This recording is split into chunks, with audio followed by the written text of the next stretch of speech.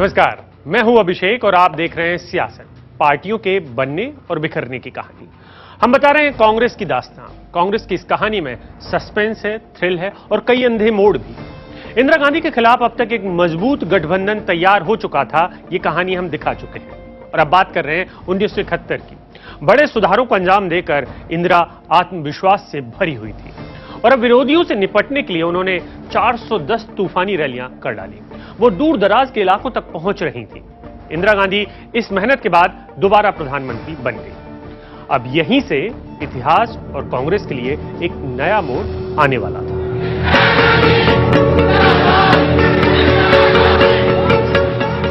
राजनीति में अपने खिलाफ सबसे मजबूत गठबंधन को तोड़ने के लिए इंदिरा गांधी ने 410 चुनावी रैलियां की। वो दूर दराज के इलाकों तक पहुंची।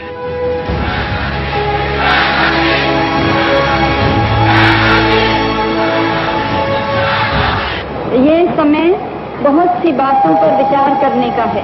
क्या संदेश हम दूसरों को दें, उसके पहले हमको स्वयं उस संदेश को समझना है। अब इंदिरा की आवाज में विरोधियों से मुकाबला करने का नया जज्बा था।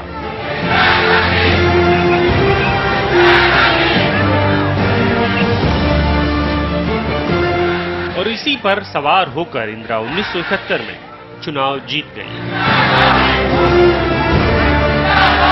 71 के बहुमत मिलने के बाद में उनके मन में एक प्रकार का बहुत अहम का भाव आ गया था। जो समस्याएं थी उस समस्याओं की तरफ उनका कुछ ध्यान उस पर कम भी हुआ था। कुछ उनकी परिवार की जो अपेक्षाएं थी वो भी बढ़ रही थी।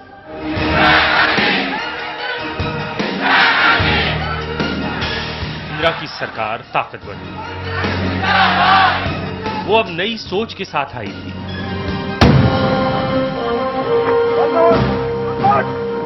पाकिस्तान ने युद्ध का ऐलान कर दिया।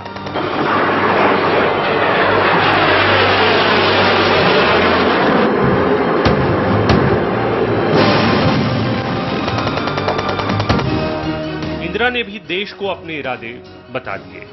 Pakistan, as I moved its troops forward, a considerable time before we did. Now, while they were there on our border, nobody raised any question that this would be endangers peace, it endangers our country. Now, when we felt compelled to, in the interest of our defense, the whole world seems to have woken up.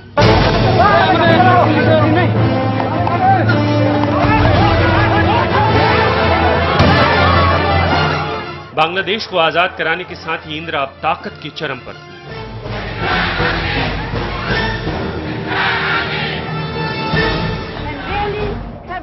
नारा दिया गया, Indira is India. Devkant Barua ने ये कह दिया, India is Indira and India is Indira and Indira is India. जब इस तरह की बात कहना शुरू हो गई कांग्रेस पार्टी के भीतर और उस पर आपत्ति जब नहीं ली गई तो ये तो तय हो गया कि अब कांग्रेस इसके बाद दूसरी कांग्रेस है, पीछे वाली कांग्रेस नहीं है। पहली महिला प्रधानमंत्री ने देश में वो साहस और ताकत पैदा कर दिया जिसका अब से पहले किसी को एहसास नहीं था। कांग्रेस का नजरिया इंदिरा अब पूरी तरह बदल चुकी थी और इसी वक्त में इंदिरा गांधी ने खुद को और मजबूत करने के लिए कांग्रेस में बदलाव शुरू कर दिए। अब तक जो कांग्रेस विकेंद्रित हुआ करती थी वो सिस्टम खत्म कर दिया गया। अब इंदिरा की कांग्रेस में प्रदेश कांग्रेस कमेटी में उसी की जगह थी जो आला कमान के लिए वफादार हो।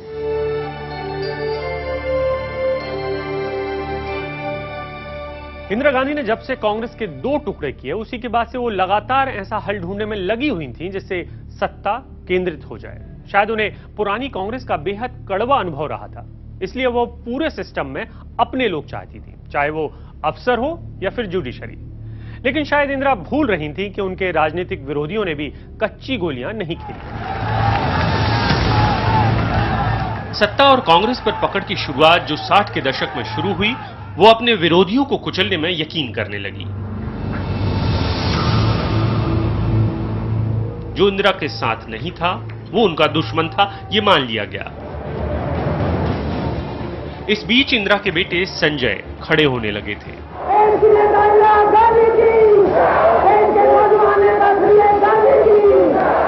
उनकी कोशिश थी कि मारुति का एक प्लांट लगाकर देश को नई कारें दी जाएं, लेकिन वो सपना अब टूट चुका था। और उसी के बाद खुद प्रधानमंत्री के दामन पर यह दाग लगने लगा कि वो संजय को कानून से बाहर जाकर मदद कर रही हैं। विरोध अब सिर्फ राजनीतिक नहीं रहा। She has no right to continue as Prime Minister.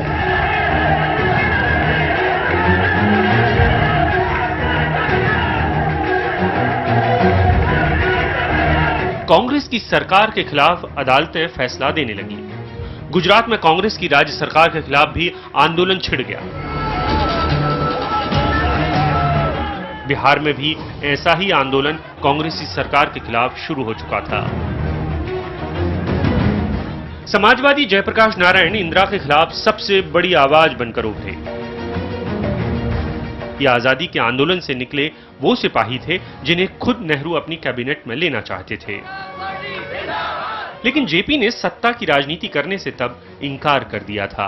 अब वही जेपी उन तमाम आवाजों को एक कर रहे थे जो इंदिरा की विरोधी थी। आंदोलन जब फैल गया बिहार में, तो फिर उसकी चर्चा देश के पैमाने पर शुरू हुई और फिर जेपी ने एक देश के पैमाने पर संपूर्ण क्रांति के नाम से एक आंदोलन शुरू किया। अब संपूर्ण क्रांति शब्द को जेपी ने उस समय कोई बहुत परिभाषित नहीं किया था। और हमें याद है कि एक बार इलाहाबाद में उनसे पूछा गया था कि भाई आपकी संपूर्ण क्रांति क्या है, तो जेपी ने कहा कि हमारी संपूर्ण क्रांति हुई है जो लोहिया की सप्त क्रांति थी। भ्रष्टाचार और कांग्रेस की मनमानी के खिलाफ अब सड़क से संसद तक लड़ाई शुरू हो चुकी थी। इस बीच इंदिरा गांधी के चुनाव को इलाहाबाद हाईकोर्ट में उनसे चुनाव हार चुके राजनारायण ने चुनौती दे दी। इलाहाबाद हाईकोर्ट ने इंदिरा के चुनाव को खारिज कर दिया। जेपी और मोरारजी देसाई ने मिलकर अब ऐसे हालात बना दिए कि इंदिरा को सत्ता जाने का डर सताने लगा। सत्तासीन इंदिरा ने देश में आपातकाल लगा दिया। इस शांति को हमें बनाए रखना है और हमको ये समझना है कि लोकतंत्र में भी हद होते हैं जिनको पार नहीं कर सकते।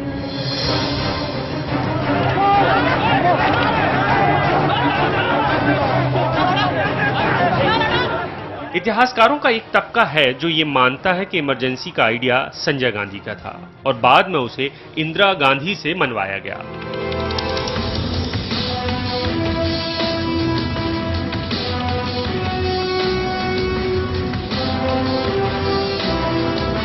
जब इमरजेंसी लागू की गई तो उन्हें ये लगा था कि यही एक रास्ता है, और उस समय ये हो सकता है कि उनका बेटा संजय गांधी उन पर ज़्यादा हावी हुआ हो और उसकी बात उन्हें माननी पड़ी हो। जिस तरह का बेटी के प्रति नेहरू जी का मोह था कि उन्होंने उसको अध्यक्ष बना दिया, उस तरह हो सकता है इंदिरा जी के मन में भी हो गया कहीं ना कहीं मैं मेरे बेटे को आगे कर दूं।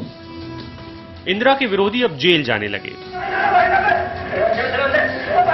और जो जेल पहुंचे उनमें से कई एक वक्त में नेहरू के साथी रहे थे।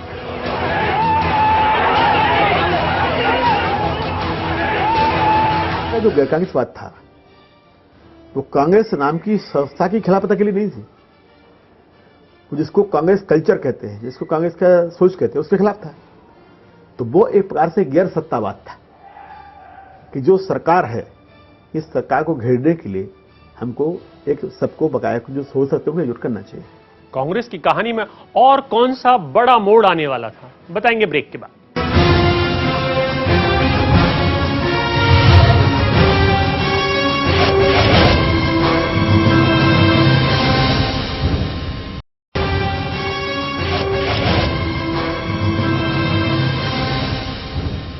पूरी कांग्रेस चुप थी। इसमें सारे फैसले अब इंदिरा गांधी ले रही थी और जो कांग्रेस तैयार हो रही थी वो एक शख्सियत के इर्द गिर्द घूम रही थी। इसमें कोई शक नहीं कि इंदिरा गांधी एक मजबूत नेता थी, लेकिन अब वो कांग्रेस को एक और तरीके से बदल देना चाहती थी। कांग्रेस इस मोड़ से आगे बदल रही थी। मुल्क अब इमरजेंसी के दौर में था और उसका केंद्र संजय गांधी बने हुए थे।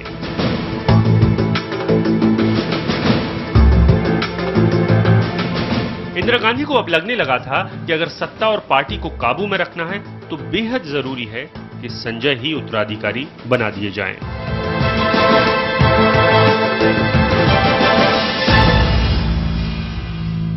पहली बार कांग्रेस में ऐसा हो रहा था कि उत्तराधिकारी को चुनने का काम पार्टी की सबसे बड़ी नेता खुद कर रही थी और अपने ही बेटे को कमान दे दी गई।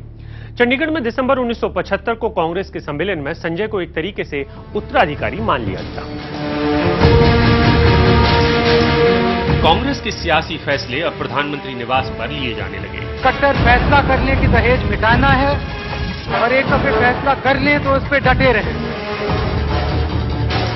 कि संजय गांधी का इमरजेंसी में जो रोल रहा, निबानी में जो रोल रहा, तो वो रोल वो काफी नकारात्मक और काफी अथॉरिटेरियन और काफी वायलेंट और दूसरी सबसे बड़ी बात कि एक एंटी डेमोक्रेटिक रहा है।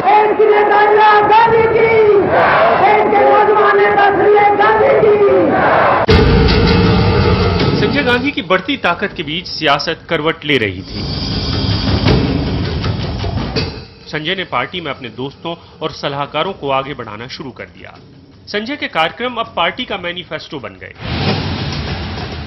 और इंदिरा को भी भरोसा था कि संजय नए वक्त को पहचान पा रहे हैं और उन्हें पूरा समर्थन मिलेगा। इंदिरा गांधी ने सत्ता बनाए रखने के लिए 2 बार चुनाव टाल दिए। इमरजेंसी की अकूत ताकत पर सवार इंदिरा और उनके बेटे संजय देश के मूड को समझ पाने में अब नाकाम थे। आने वाले दौर में इंदिरा खुद को और कांग्रेस को बदलने वाली थी। उन्हें कई मोर्चों पर मुकाबला करना था। जिस चुनाव को जीतने के लिए नेहरू और इंदिरा पूरा जोर लगा दिया करते थे, अब उससे ही इंदिरा की कांग्रेस को डर लगने लगा था। यह सवाल तो इंदिरा गांधी को भी खाया जा रहा था कि इमरजेंसी के आगे अब क्या होगा। इमरजेंसी हटाने के बाद इंदिरा गांधी ने चुनाव में जाने का फैसला कर लिया।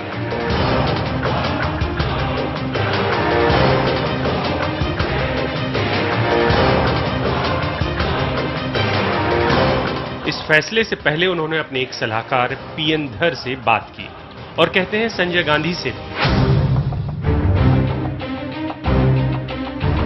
लेकिन इस बात के कोई सबूत नहीं है कि मां बेटे के बीच इतने बड़े फैसले को लेकर क्या हुआ था। संजय चुनाव नहीं चाहते थे, ये तय था, लेकिन इमरजेंसी खत्म करने के ऐलान के साथ ये भी तय हो गया कि आखिरकार सत्ता में आखिरी फैसला किसका होगा। इंदिरा यहीं नहीं रुकी। उन्होंने संजय की सलाह के उलट एक और बड़ा फैसला ले लिया। उन तमाम बंदियों को रिहा कर दिया गया जो इमरजेंसी के दौरान जेल में थे। इंदिरा के इस फैसले ने पूरे देश को चौंका दिया। इंदिरा गांधी को अब तक ये भरोसा था कि उनकी सरकार एक बार फिर आ सकती है। जो इंदिरा आंधी बनकर छा गई थी, वो अब थमने लगी थी।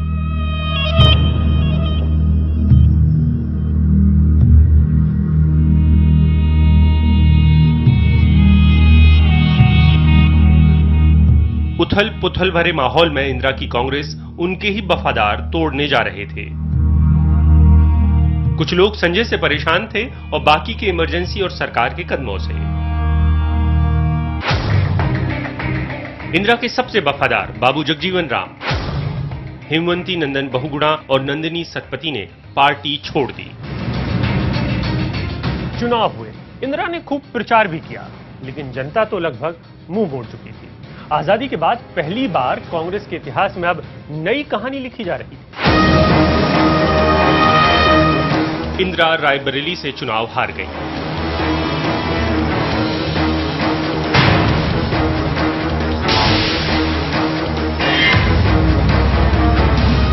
यही हाल उनके बेटे संजय गांधी का भी हुआ।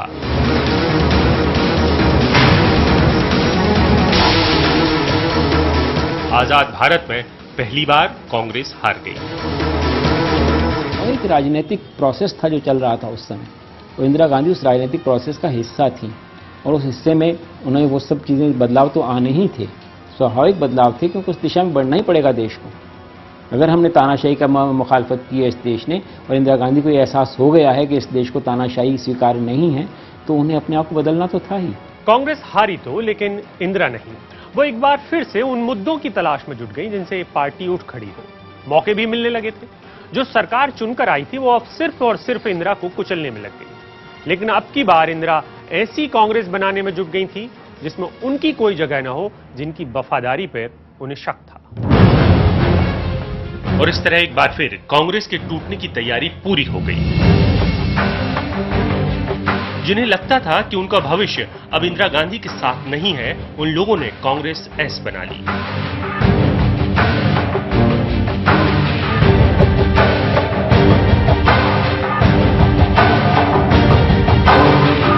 और जो कांग्रेस बची वो अब कांग्रेस आई कहलाई।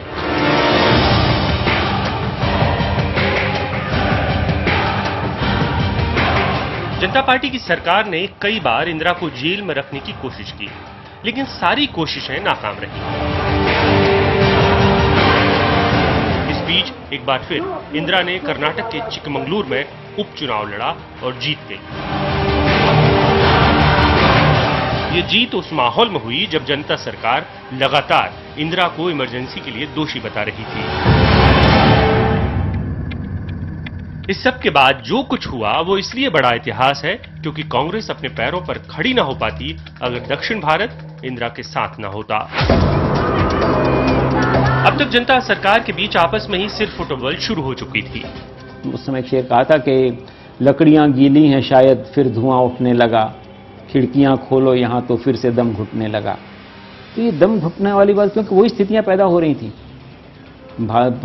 जनता पार्टी से इस देश ने जो उम्मीदें की थी कि एकदम बदलाव आ जाएगा, क्रांतिकारी बदलाव आ जाएगा, अब तो आदर्शात्मक एक हमारा जनतंत्र सामने आएगा पूरा का पूरा, वैसी स्थिति नहीं आई। उनके आपस के झगड़े, सत्ता के लिए उन लोगों की उठापटक तरह की बहुत सारी पार्टियां इकट्ठी मिलकर के बनी थी, वो तो अपनी जगह बात थी, लेकिन आपस में जो सत्ता की जो होड़ थी और जो दौड़ थी सत्ता की, उससे इस देश के जनमानस को बहुत बहुत कष्ट हुआ था।